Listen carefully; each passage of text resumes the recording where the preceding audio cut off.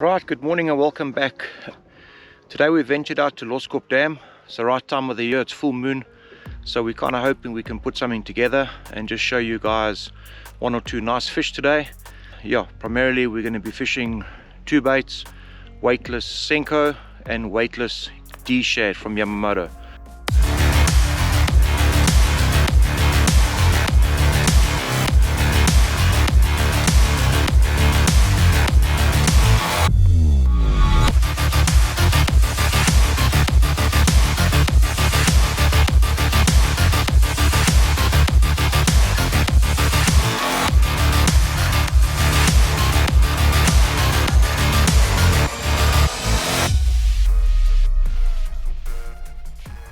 Okay, so what I've done is I've pulled up onto a shallow flat here.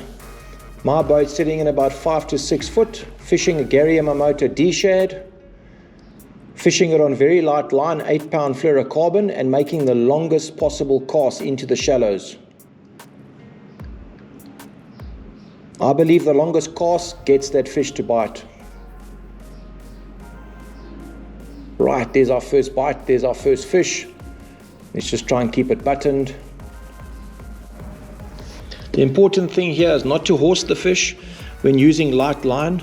So on the longest cast you need to make sure you get a solid hook set, and once this hook is set, just take your time when fighting this fish. Here she comes. Right, just get her in the boat. Beautiful fish. Nice fish roaming the shallows at Loskop Dam. Absolutely smashed the Gary Yamamoto D-Shad. Let's get her back in the water. Get her to fight another day.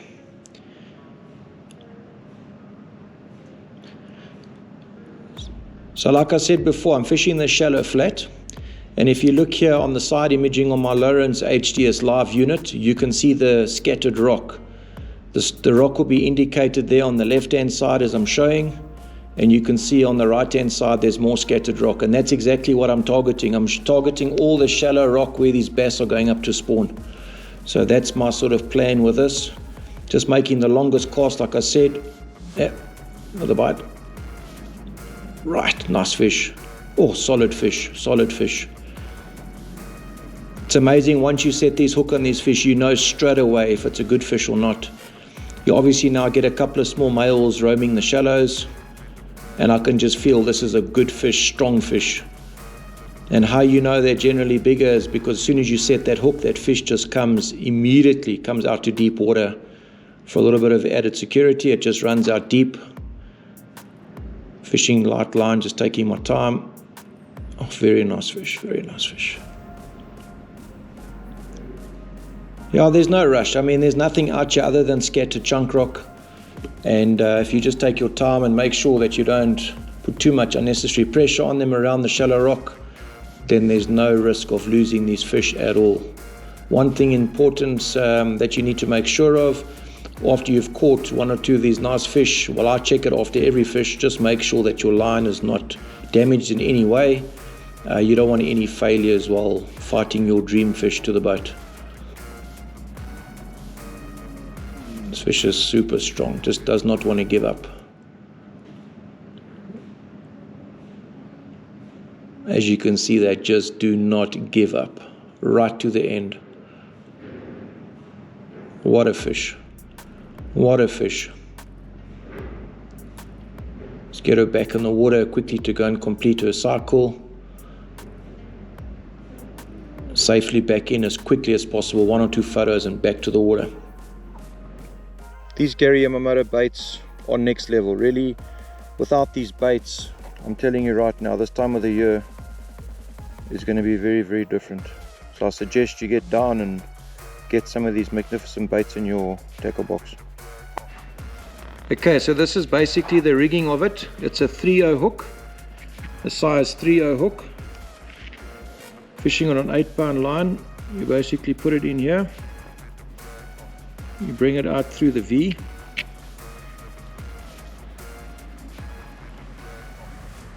Bring it through like that, into its belly.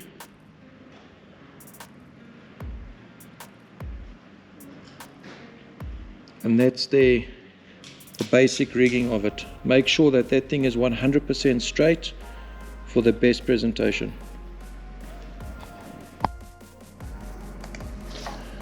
So as the day is drawn to an end now, I've had a wonderful day out on this water, mainly using the Gary Yamamoto D-Shad to maximize on some quality bites. Like I said, there's lots of fish in the shallows, but my goal today was to go out here and catch a couple of nice fish, and I've just illustrated a few of them. But it's been a wonderful day out here. It's been really peaceful.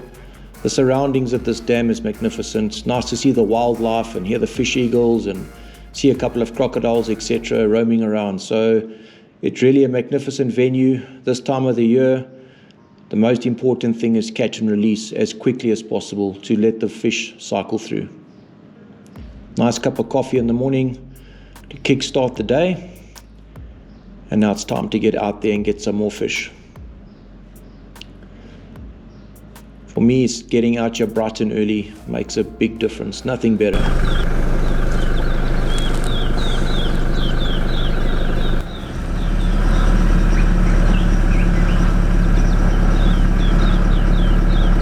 Perfect start to the morning. Bright and early. You can see in the distance the full moon, indicating it's an awesome time. A quick run up the lake and straight into the spot.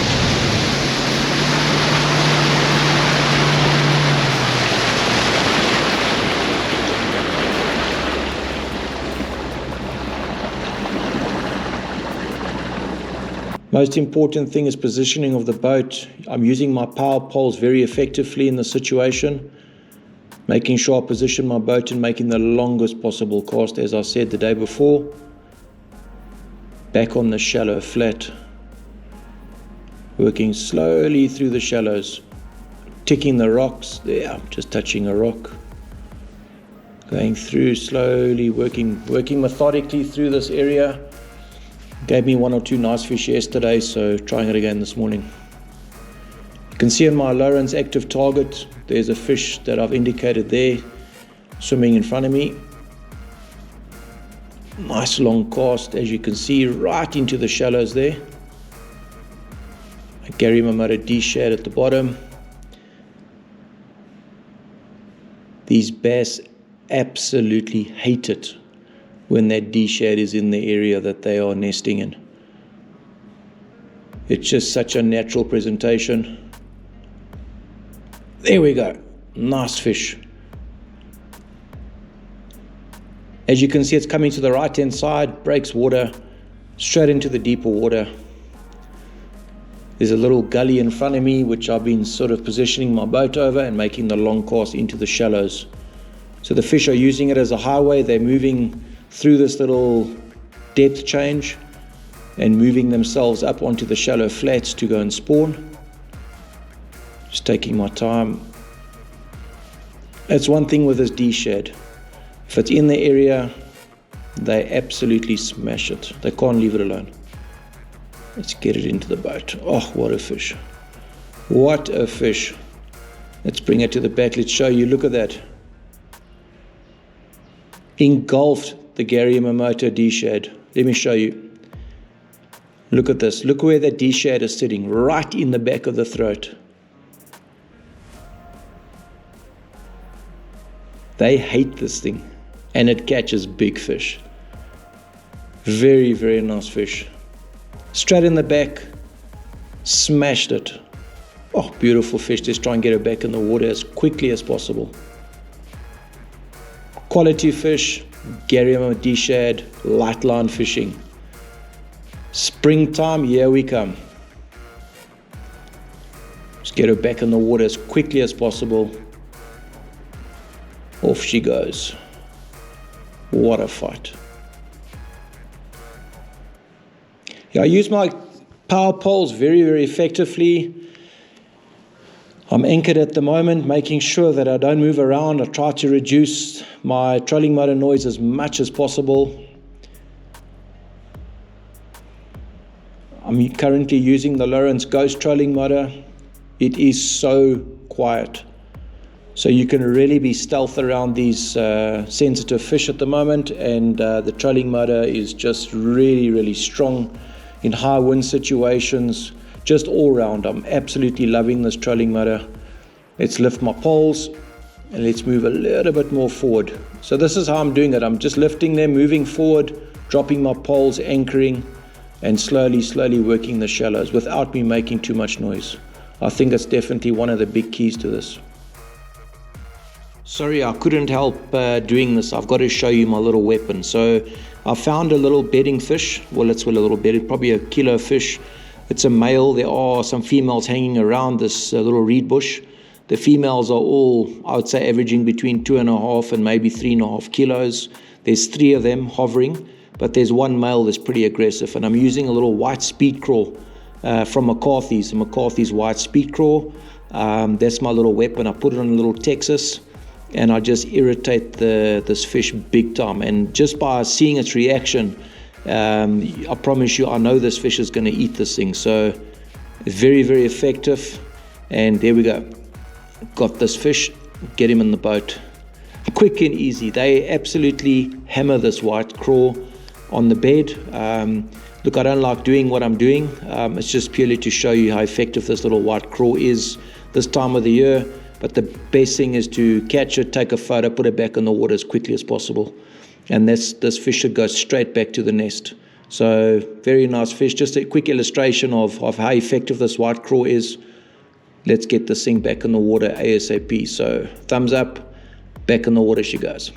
Right, so this brings us to the end of this episode. I've had an absolutely magnificent 2 days on this body of water. Like I said, haven't had 100 bites, but I've gone for the quality bites. So as the day draws to an end, we'll keep this ball rolling and see you guys soon. Catch you on the next one.